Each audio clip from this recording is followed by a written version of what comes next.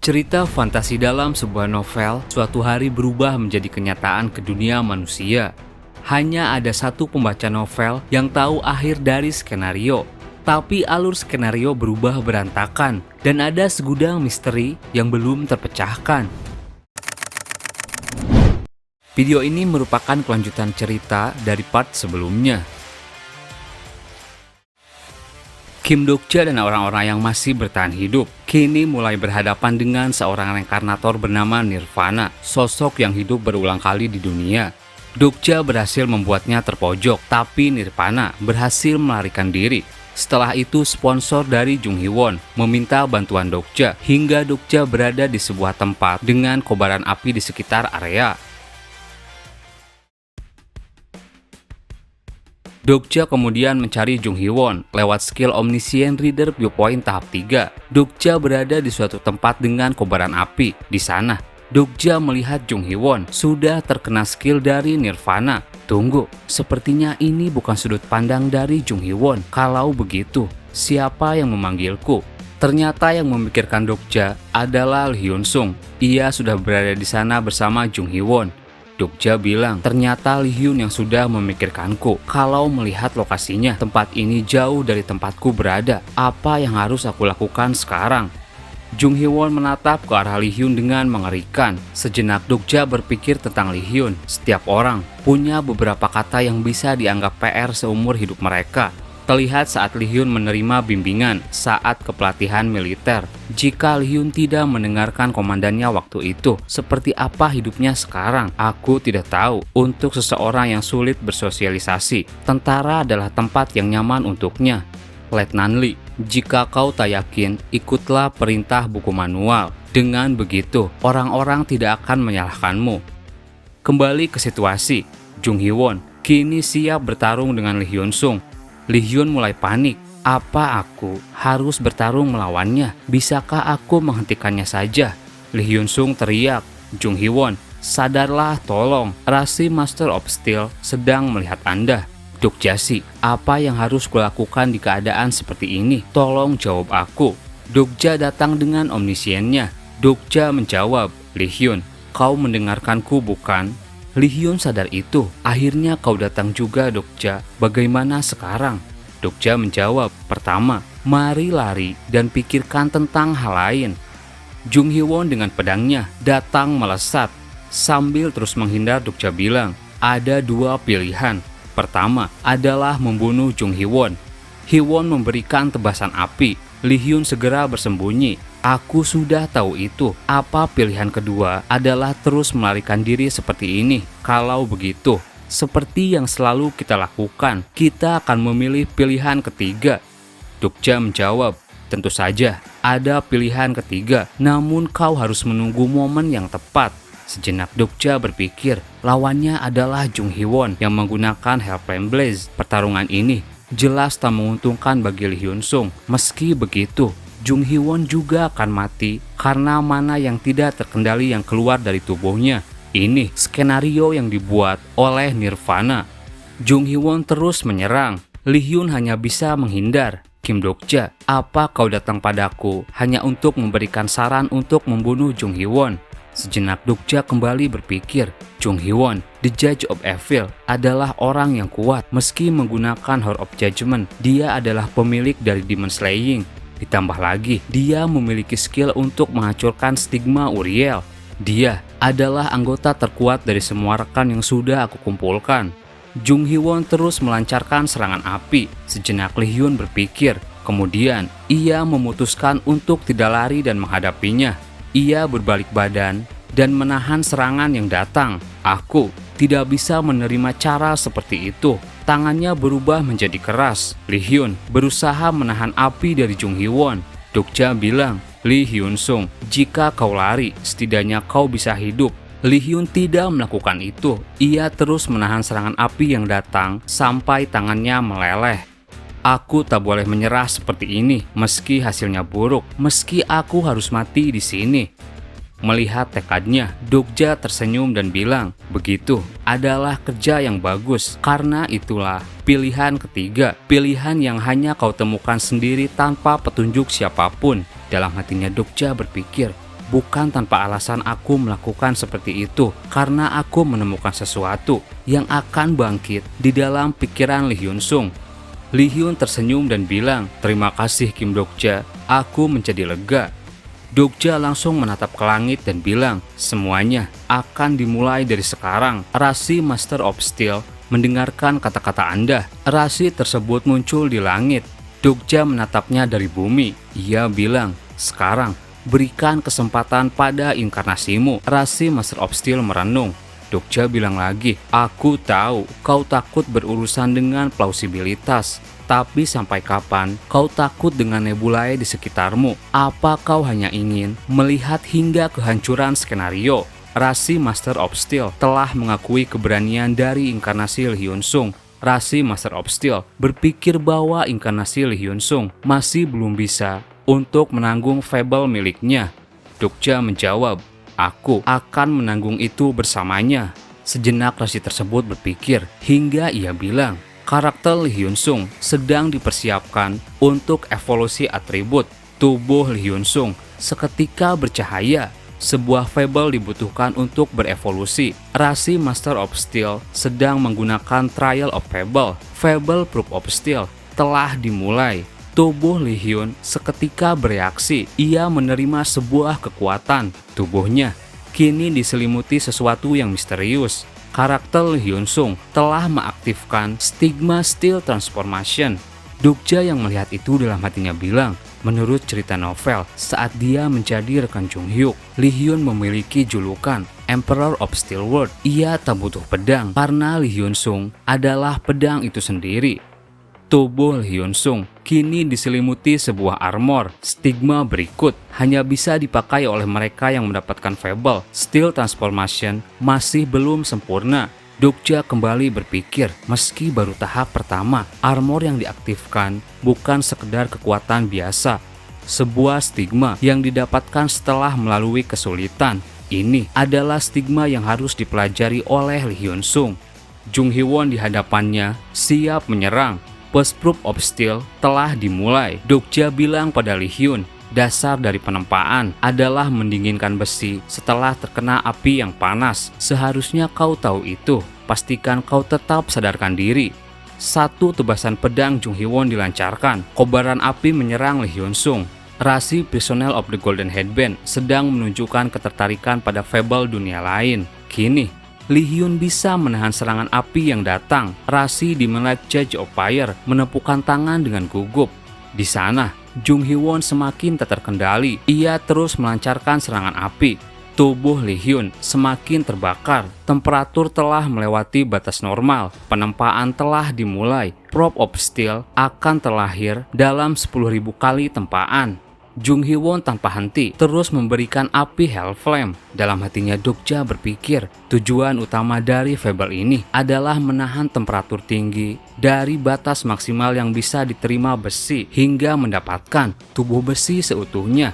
Di sela pertarungan, Jung Hee-won menangis seakan-akan melawan dirinya sendiri. Ia berkata, "Aku takkan memaafkan mereka. Semuanya harus mati, termasuk diriku." Karakter Jung Hee-won saat ini terpengaruh oleh Min Infection. Karakter Jung Hee-won sedang kehilangan akal sehatnya. Dokja yang melihatnya mulai panik.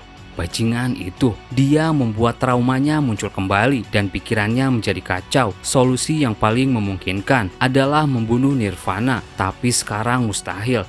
Kalau begitu, solusi kedua. Dokja bilang pada Lee Hyun, "Sekarang, mari kita coba hilangkan rasa trauma dari Jung Hee-won." Jung Hee-won tanpa henti menyerang. Armor yang dikenakan Lee Hyun semakin memerah. Lee Hyun terus menahan sekuat tenaga setelah ditempa oleh api berkali-kali. Dan kini, armor yang menutupi Lee Hyun mulai berubah. Tubuhnya kini tertutupi oleh baju besi yang kuat. Perlahan-lahan, ia mendekati Jung Hee-won. Sambil terus menahan api yang datang, Lee Hyun bilang, "Hee-won-si, kami akan menyelamatkanmu." Tapi yang terjadi selanjutnya, Lee Hyun sudah kehabisan stamina. Keadaan mental dari karakter Lee Hyun Sung telah mencapai batasnya. Rasi Master of Steel melihat inkarnasinya dengan tatapan sedih. Dokja mulai beraksi. Sekarang, serahkan padaku untuk sementara. Dokja masuk ke dalam sudut pandang Lee Hyun Sung. Skill Exclusive Footwall bergetar. First person si karakter viewpoint telah diaktifkan sampai batasnya. Dokja bilang, jadi ini rasanya menahan panas yang dirasakan oleh Lee Hyun. Perlahan-lahan, Dokja dalam tubuh Lee Hyun mendekati Jung Hee-won. Ia berkata, Jung Hee-won, kalau begini terus, kita semua akan mati. Kau juga akan mati. Apa kau ingin membunuh Lee Hyun Sung seperti ini? Jung Hee-won yang mendengar itu hanya bisa menangis tanpa bisa mengendalikan tubuhnya. Lee Hyun kini melihat dirinya sendiri. Dokja, biar aku saja yang melakukannya. Dokja menjawab, tidak, hanya aku yang bisa melakukannya. Pesan dari sistem bilang, The Will of Steel telah merespon Anda. Di sana, Dokja dengan tubuh Lee Hyun langsung memeluk tubuh Jung Hee-won. Rasi di Melek Judge of Fire terkejut dengan situasi yang tiba-tiba. Sebuah skill dikeluarkan dari tubuh besinya, keluar sebuah cairan yang menyelimuti area, hingga cairan tersebut membentuk sebuah kristal besi. Tubuh Lee Hyun dan Jung Hee-won terjebak di dalamnya. Fable Proof of Steel telah berhasil diselesaikan. Kobaran api di sekitar langsung menghilang. Dokja keluar dari sudut pandang Lee Hyun sambil tersenyum. Akhirnya, ini bisa diatasi. Dari retakan besi tersebut, akhirnya Jung Hee-won yang terkena pengaruh nirvana kini sudah sadar kembali. Hee-won bilang, terima kasih sudah menyelamatkanku. Lee Hyun menjawab, tidak usah dipikirkan, aku bersama dengan Dokja Si. Hee-won lalu teringat sesuatu. Ia teriak, Kim Dokja, kau mendengarkanku bukan? Yo Sang-ah sekarang dalam bahaya. Dokja tersadar kembali karena ditonjok oleh Jung Hyuk. Omniscient Reader Viewpoint tahap 3 telah dinonaktifkan. Sialan, apa pria ini ingin membunuhku? Jung Hyuk bilang, apa masalahnya sudah selesai. Dokja kemudian menceritakan semuanya. Kemudian ia bilang, apa kau tahu wanita yang dipanggil Yo Sang-ah? Sepertinya dia tertangkap oleh ketua gereja Salvation. Tapi prediksiku, Nirvana tidak akan melukai Yo Sang-ah. Jung Hyuk menjawab, aku sudah tahu sifatnya. Sambil memegang Jung Hyuk, Dokja bilang, Yo Jung Hyuk, kita harus bisa menyelamatkan dunia ini. Mendadak mereka berdua canggung.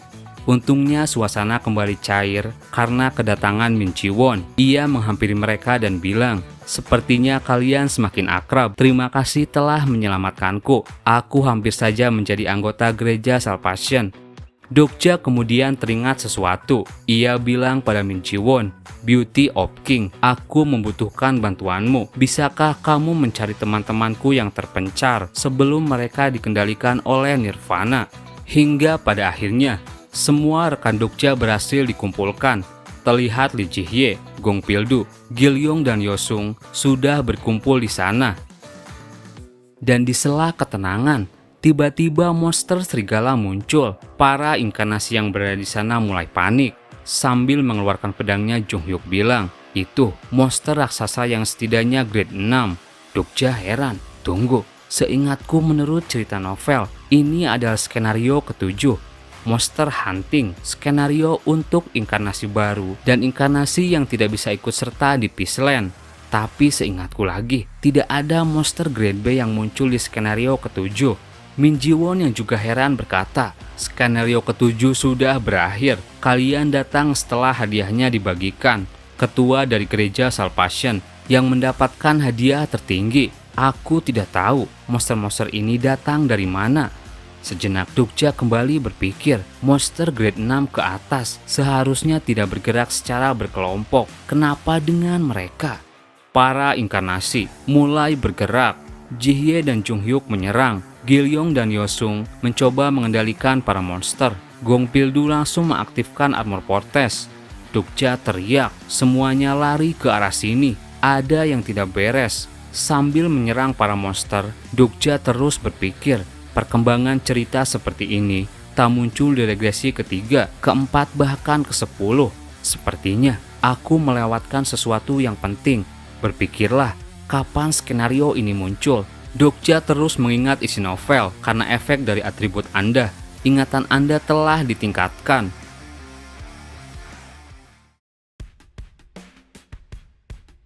Monster-monster yang menyerang berhasil ditumbangkan, dan tak lama setelah itu, sosok Dokaibi muncul. Ia bilang, pesan ini ditunjukkan pada semua inkarnasi dari Seoul Dome. Kalian pasti terkejut dengan kemunculan monster yang tiba-tiba ini. Ini adalah skenario utama yang berjalan secara otomatis. Para inkarnasi menerima sebuah pesan tertulis. Skenario utama baru telah muncul. Skenario utama ke-8, The Strong Sacrifice, tingkat kesulitan S, kondisi penyelesaian, bertahanlah dari gelombang monster. Skenario ini membutuhkan kehati-hatian karena rank monster akan naik setiap 4 jam. Batas waktu tidak ditentukan. Hukuman jika gagal adalah kematian. Ada kondisi penyelesaian tambahan. Petunjuk akan diberikan setiap jam. Dokaibi bilang lagi, dalam 4 jam ke depan, rank para monster akan naik grade. Skenario ini terjadi karena inkarnasi di Seoul Dome lebih kuat dari negara lain. Hanya ada 2 cara untuk menyelesaikan skenario ini. Pesan dari sistem bilang lagi, kondisi penyelesaian tambahan, pilih salah satu. Pertama, kematian setengah dari total inkarnasi di Seoul Dome. Jumlah inkarnasi saat ini 107.264. Sontak para inkarnasi dibuat kesal. Bajingan, apa kau menyuruh kami semua mati? Dokaibi sambil tersenyum bilang lagi, tenanglah, kalian belum mengetahui yang satunya bukan. Kondisi penyelesaian yang kedua, kematian satu orang yang merupakan inkarnasi terkuat di Seoul Dome. Setelah mengetahui itu, kini para inkarnasi Korea diharuskan memilih antara membunuh satu orang terkuat atau mengurangi setengah dari jumlah mereka. Semuanya mulai menerka-nerka inkarnasi terkuat di Korea. Tunggu, memangnya siapa orang itu? Setidaknya kau memberitahu siapa dia kepada kami. Dokaibi menjawab, kalau aku mengatakannya, skenarionya tak akan seru bukan? Orang itu tahu sendiri kalau dia adalah orang yang terkuat, tapi aku akan memberikan sedikit petunjuk. Pesan dari sistem muncul. Petunjuk pertama, saat ini, orang terkuat ke-10 di Seoul Dome adalah Laksamana Militer Lee Ji-hye. Dokaibi kemudian pergi tanpa mengatakan hal lain. Berjuanglah untuk menemukannya. Semoga kalian menciptakan cerita yang menarik. Setelah itu, para inkarnasi mulai berpikir. Semuanya langsung melihat ke arah Yo Jung Hyuk. Dalam hatinya Jung Hyuk bilang, Dokja dengan skillnya mendengar suara hati Yo Jung Hyuk. Semuanya jadi terbelit-belit. Skenario yang tidak aku ketahui akhirnya muncul. Aku tidak bisa memikirkan cara untuk memperbaiki situasi ini. Sepertinya tidak ada pilihan lain selain melakukan regresi lagi. Jung Hyuk berniat bunuh diri dan mengulangi kehidupan. Dokja yang mengetahui perkataan Jung Hyuk langsung tepok jidat. Ayolah Yo Jung Hyuk, kenapa kau begitu cepat menyerah? Terima kasih buat teman-teman yang udah nonton video ini sampai habis. Mohon maaf jika ada salah, admin pamit dan sampai jumpa di video berikutnya.